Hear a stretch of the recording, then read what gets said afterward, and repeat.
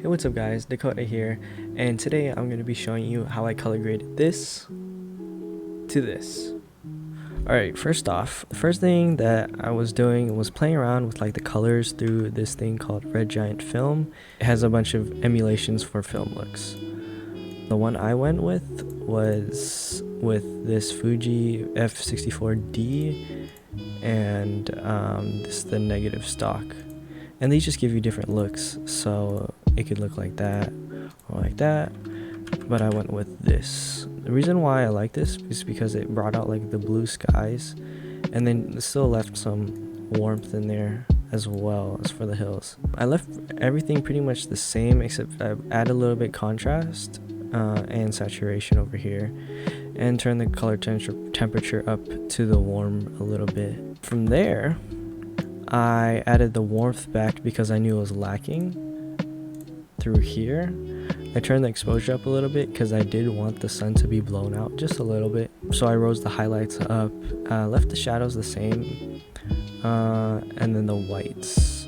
If you see here, this is what we're looking at.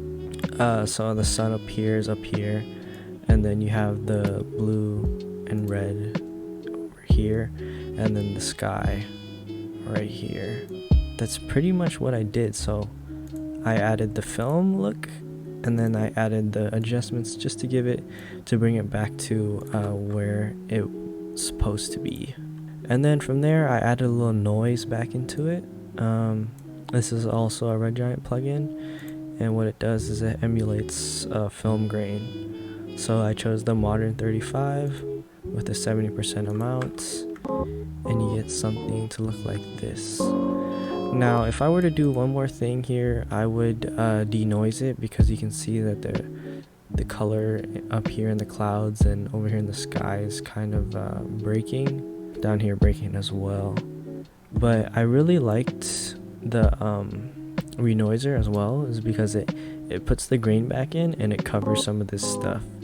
So if you see the grain over here, it makes it look more natural. Whereas without it, you can just see the breaking a little bit more than you would.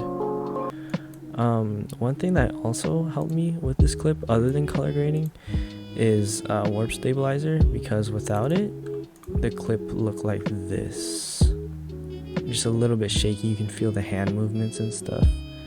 And once I added that back on, it just made it all buttery smooth, and it didn't do too much warping. So yeah, that's basically how I turned this into this. Thank you guys for watching. This is a super short tutorial, but I plan to do more in the future.